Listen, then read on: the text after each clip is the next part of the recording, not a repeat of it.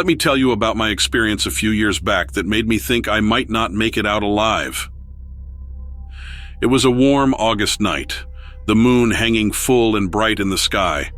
I was cruising down the back roads of Kentucky, near the land between the lakes with my windows down. There's something about those quiet country roads at night that just soothes me, you know? It's just you, the gentle purr of the engine, and the soft glow of the dashboard. As I drove, the only company I had were the occasional critters darting in and out of my headlights. Now, don't get me wrong, Kentucky's countryside is beautiful by moonlight, but it also has this eerie vibe to it. Picture miles of dense woods stretching out in every direction, the kind of place that gives you second thoughts about stopping, even in broad daylight. So there I was, cruising along when suddenly a low, guttural growl pierced the silence. At first I figured it was the car acting up, maybe hitting a rough patch on the road. But no, this sound was coming from outside. I slowed down, trying to pinpoint where it was coming from, and then it hit me. This awful stench, like something rotting but intensified, like it had been marinating in the night air. I started coughing. The smell was so overpowering, and it felt like it was seeping into the car. I gripped the wheel tighter, trying to stay focused, but the growl turned into this bone-chilling howl that sent shivers down my spine. Instinctively, I locked the doors, even though I knew it wouldn't do much if whatever was out there wanted to get in.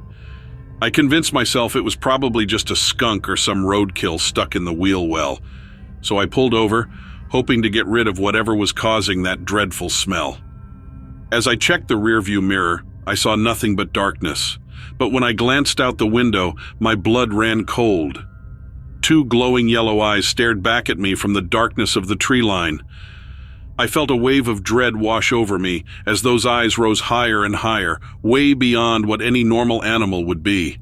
Then this creature emerged from the shadows, illuminated by the moonlight.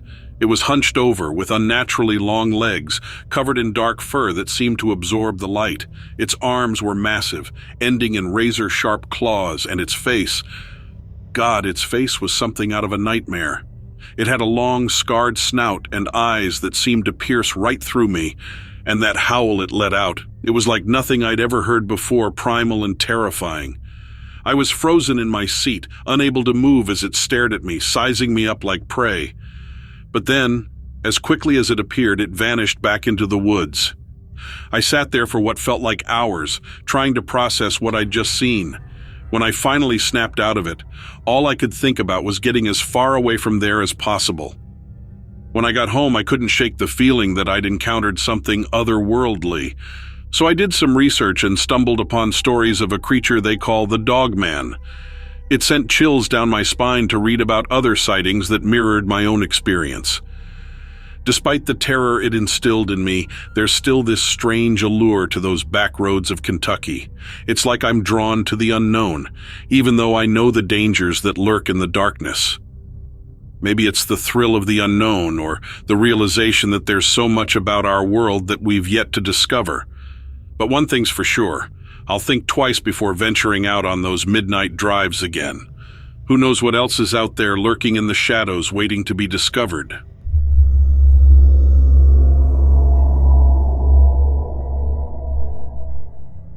Once upon a time, I worked in the Big Sky country way up in northern Montana.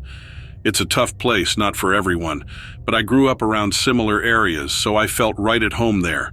In the part of the park where I worked, there were thick forests all around.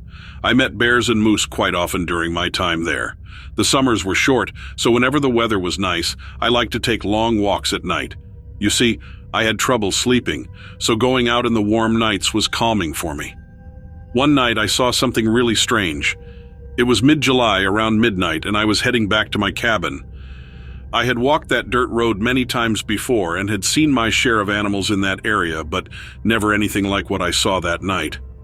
I wasn't too scared because I had bear mace with me, but I stayed cautious. As I walked, I heard branches snapping off to the side. Through a gap in the trees, I spotted what looked like a glowing yellow eye, and the moonlight caught it just right. I couldn't make out the whole body attached to the eye. Still, I kept moving forward, keeping my hand on the bear mace just in case. Then, it started moving. Not like a bear or a moose or anything I'd ever seen before, and it came out of the trees and stood there, kind of illuminated by the moonlight. I squinted, trying to make sense of what I was seeing. It was hunched over and walked on two legs like a person, but its body was all wrong.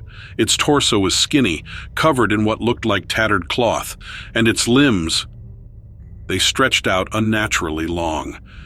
I felt a shiver all over my body, but I kept walking faster. It moved in the same direction I was going, slowly turning toward the road. Now, up north, if you encounter a bear, you're supposed to stand tall and make noise, but this thing wasn't a bear. Still, I hoped it might leave me alone if I stood my ground. I stopped, and it stopped too. We stood there, staring at each other. Then, I caught a whiff of something awful, like rotting meat. It looked like its flesh was hanging loose from its bones. Its face was like a skull, but with a weird caved-in look. I was terrified, but also relieved that it wasn't close enough for me to use the bear spray. I held my breath, hoping it would just go away. After what felt like forever, it started moving back into the trees, and its movements were jerky and unnatural, like a giant corpse. And then I heard it. A cry that sent chills down my spine. It was a mix between a growl and a grinding metal sound, like nothing I'd ever heard before. One of its legs seemed almost detached as it dragged itself away. I wanted to scream, but I was frozen in fear. Suddenly, I saw headlights approaching from behind me. A pickup truck came around the bend, and I waved frantically, hoping for help. But the driver must have seen something in my eyes because she sped past without stopping. I don't blame her. I must have looked like a madman. I ran after the truck until I reached my cabin. I collapsed inside, feeling a mix of fear and despair. I couldn't shake the feeling that I had encountered something truly unnatural, something beyond explanation. I've told a few friends, but they don't believe me. That's why I'm sharing my story here, where maybe someone will understand. That thing, it was like a nightmare come to life.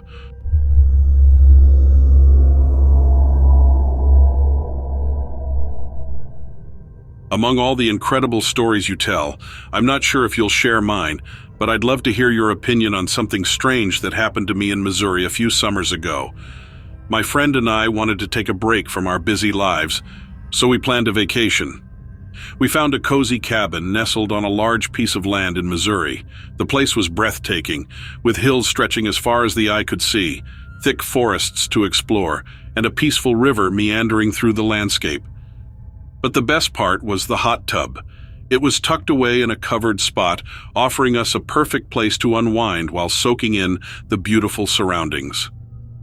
One sunny day, I decided to explore the land around our vacation spot. I wandered along the edge of the property, deep into the enchanting woods. The forest was alive with all sorts of animals. I spotted deer grazing peacefully, rabbits hopping around, and even squirrels darting between the trees. But the real surprise came when I stumbled upon a family of black bears and a group of wild boars snuffling through the undergrowth. It was amazing to see them in their natural habitat. As I continued my adventure, I found myself drawn to the gentle melody of the nearby river. Following its winding path, I soon came across a breathtaking sight, a majestic bison standing by the water's edge, taking a refreshing drink. I was mesmerized by its sheer size and power, and I wished I had my camera with me to capture such a magnificent creature on film.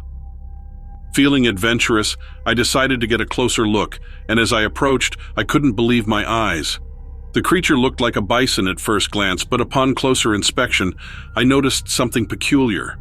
Along its back were strange, spiky protrusions, and atop its head sprouted a single horn, like that of a rhinoceros. It was unlike any animal I had ever seen before, and I couldn't help but wonder what mysterious creature it could be. As I drew closer to the peculiar creature, its appearance started to worry me. I decided it was best to keep my distance. Suddenly, the creature turned its head and let out a loud, piercing scream that made my heart race with fear.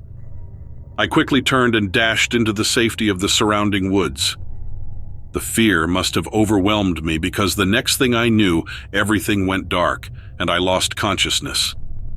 When I eventually regained my senses, it was nighttime, and I found myself disoriented and far away from our cozy cottage.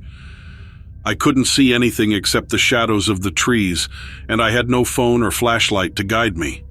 Panic began to bubble up inside me as I called out for my friend, hoping for a comforting reply, but all I heard was the echo of my own voice in the silent forest. Lost and frightened, I worried that I might never find my way back to safety. But then, a glimmer of hope sparked within me when I remembered the river.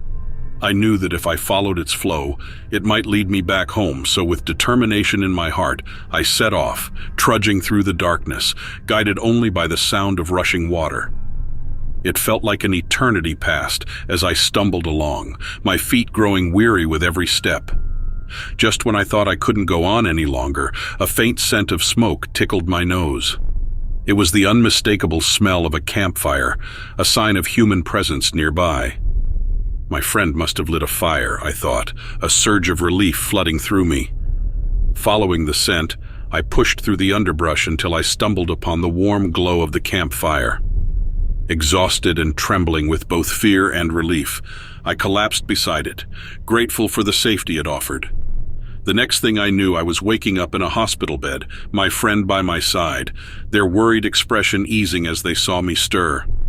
Despite the fear and uncertainty of that night, I was grateful to be safe and surrounded by the comforting presence of my friend.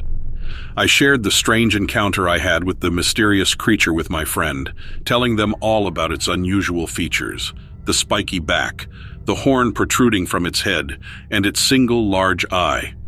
But my friend brushed it off, saying it was probably just my mind playing tricks on me because I was tired and thirsty from exploring. However, when I was in the hospital recovering, a kind nurse mentioned a local legend called the Mini Washitu. She said that the creature I described sounded just like the one from the legend. According to the story, anyone who comes face to face with the Mini Washitu suffers from madness and unbearable pain until they finally find peace in death. Luckily, I didn't experience any of those frightening symptoms, and I eventually recovered. Maybe the creature I saw wasn't a mythical being after all, but a rare animal that people didn't understand. Still, the memory of its bone-chilling scream stays with me, reminding me of that eerie encounter in the woods. Even though some people might not believe my story, I know what I saw was real. And the image of that one-eyed creature will forever remain in my thoughts, a reminder of the mysterious and incredible things that exist in our world.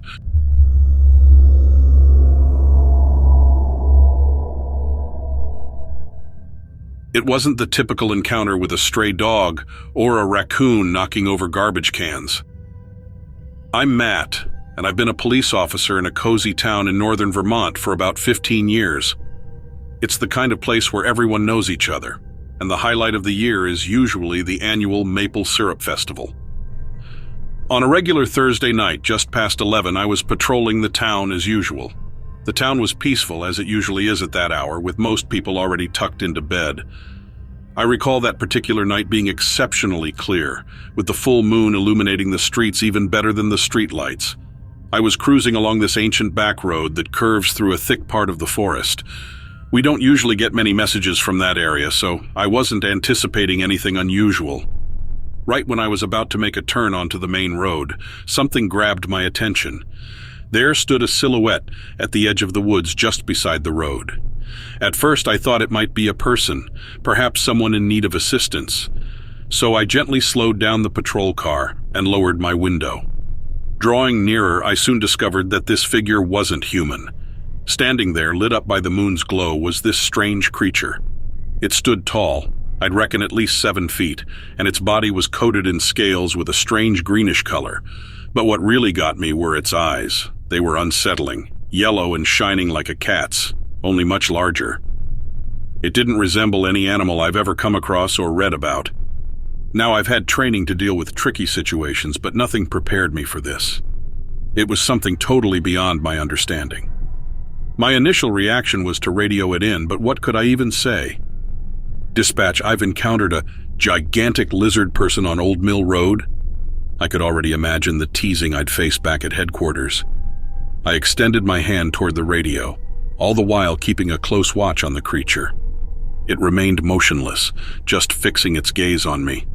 Then, unexpectedly, it emitted a sound.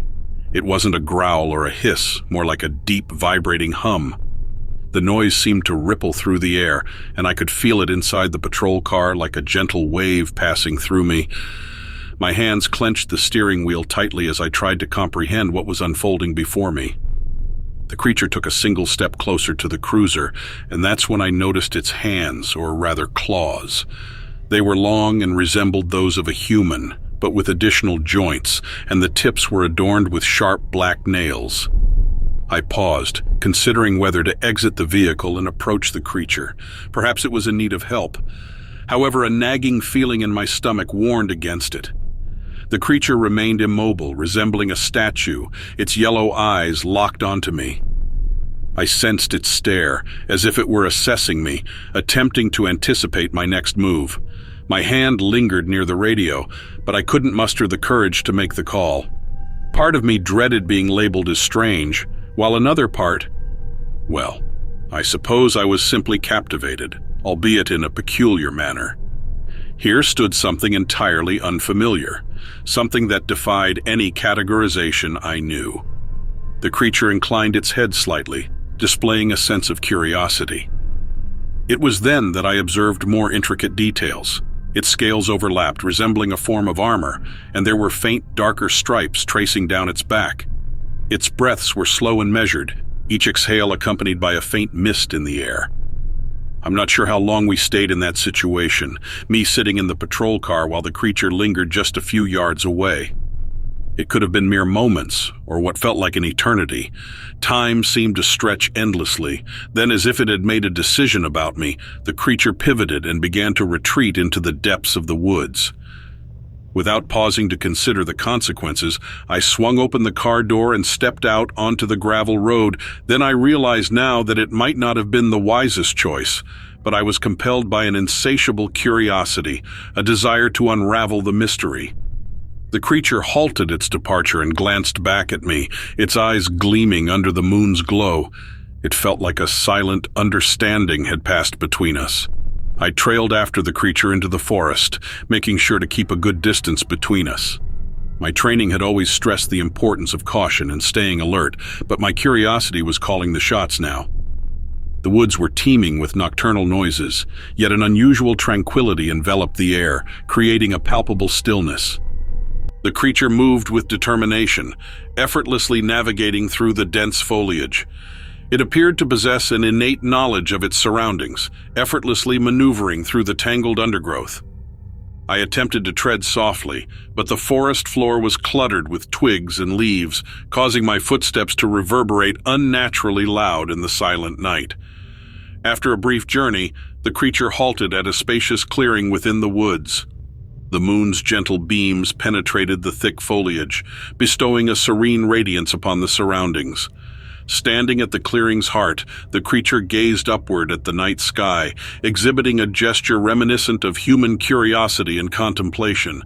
I lingered at the clearing's periphery, opting not to intrude upon or startle the creature. It was then that my attention was drawn to something lying on the ground beside it, a collection of items meticulously arranged in a circular pattern. Among them were stones, feathers, and what appeared to be bones, each positioned with purpose. The creature stooped down, delicately touching one of the stones, before emitting that same resonant hum I had heard earlier. The sound reverberated throughout the clearing, permeating the earth and the atmosphere. Its rhythmic cadence held a mesmerizing quality, ensnaring my senses and drawing me into its embrace, suspending me in the moment. Abruptly the hum ceased, and the creature straightened, casting a final glance across the clearing, then toward me. Without uttering a word, it vanished noiselessly into the depths of the forest. I stood amidst the moonlit clearing, encircled by the mysterious objects, feeling as if I had just emerged from a peculiar dream, a bewildering and unexplainable encounter. As I retraced my steps through the woods, a surreal sensation lingered, blending awe with bewilderment.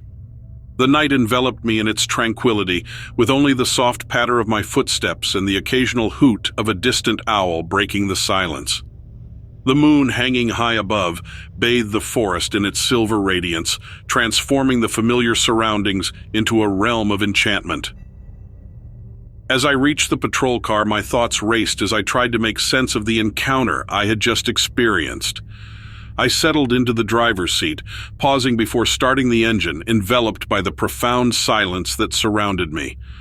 I understood that what I had witnessed defied simple explanation or comprehension. It transcended the training I had received as a law enforcement officer, venturing into realms far beyond the boundaries of conventional understanding. After a contemplative moment, I ignited the cruiser's engine and embarked on the journey back to the station. The roads lay deserted, the town shrouded in slumber. It seemed as though I was the sole inhabitant awake in the world, privy to the secrets hidden within the night. Upon returning to the station, I parked the cruiser and took a moment to contemplate my next move. Should I report the peculiar sighting, risking skepticism and mockery? Or should I maintain silence, safeguarding the encounter as a closely held secret? After much deliberation, I chose to keep it to myself. Without concrete evidence, mere words would likely be dismissed, and I was familiar with how such matters were often perceived. In the days that followed, my duties carried on as usual, filled with routine patrols and administrative tasks. However, my thoughts remained preoccupied, replaying the encounter incessantly. I found myself revisiting the same stretch of road, almost hoping for another glimpse of the enigmatic creature. As weeks melded into months, the encounter gradually faded into memory, becoming a distant recollection that would surface during quiet moments or while traversing that solitary road. Although the creature never reappeared, a lingering sense persisted that it lingered somewhere in the wild, an enduring mystery of the unknown. And so, my tale concludes. A singular encounter on a tranquil night, leaving me with more questions than answers. It provided a fleeting glimpse into a realm that coexists alongside our own, unseen and unexplored.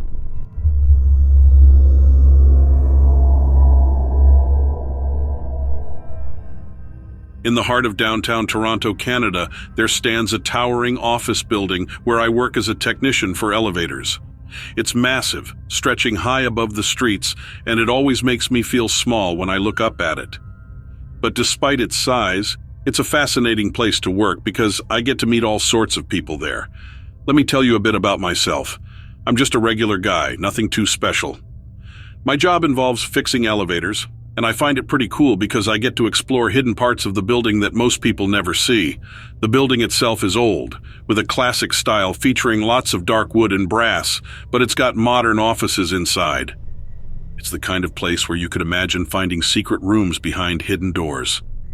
So, one evening while working late, I found myself in the elevator shaft fixing some wiring when I heard a strange noise. Now, I'm used to all kinds of sounds in the building, but this one was different. It was like a whisper, but not quite. More like a soft murmur that I could barely hear. At first, I didn't think much of it. I figured it might be the wind or something, but then it happened again. And this time, it wasn't just any sound. It sounded like someone speaking, but in a language I couldn't understand. Curious, I climbed out of the shaft and walked down the hallway to investigate. And that's when I saw it. At the end of the hall, there was a figure standing there. It's hard to describe, like looking at a shadow that kept changing its shape. Sometimes it looked human, and other times it looked like something else entirely. I felt a strange sensation, as if someone was watching me intensely. Despite my fear, I decided to approach the figure slowly, and as I got closer, I felt a growing sense of dread. But I couldn't resist the urge to find out more. When I was about 10 feet away, the figure moved. It shifted, and for a moment it became clearer. I could almost see features like a face, but not quite. Then it made a sound, not loud, but it filled the air with sadness. After that encounter, I tried to convince myself it was just my imagination, but deep down, I couldn't shake the feeling that what I saw was real. Later, I shared my experience with Mike, the night security guard. To my surprise, he didn't laugh it off.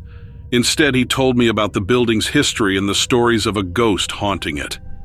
He said he had seen her too, always late at night when the building was quiet. Learning about the building's past sparked my curiosity, and I started researching more about it. I felt drawn to the story of the woman who died in the fire, hoping to understand why she appeared to me. Days passed, and I couldn't stop thinking about the ghostly encounter. One night she appeared again, and this time I felt less afraid and more determined to help her if I could. I approached her gently, speaking softly and expressing my sympathy for her tragic fate. As I spoke, she seemed to become more solid, and for a brief moment, our eyes met before she faded away. But the encounter left a profound impact on me, and I found myself spending more time in the building, hoping to learn more about its secrets. Yet the ghost never appeared again, leaving me to ponder the mysteries of the building and its history. As time passed, strange occurrences continued to happen, like whispers in the hallways and doors slamming shut on their own.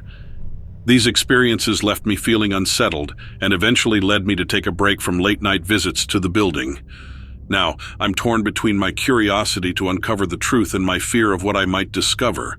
Should I continue investigating, or should I let it go and move on with my life? It's a question that weighs heavily on my mind as I stand outside the building, unsure of what to do next.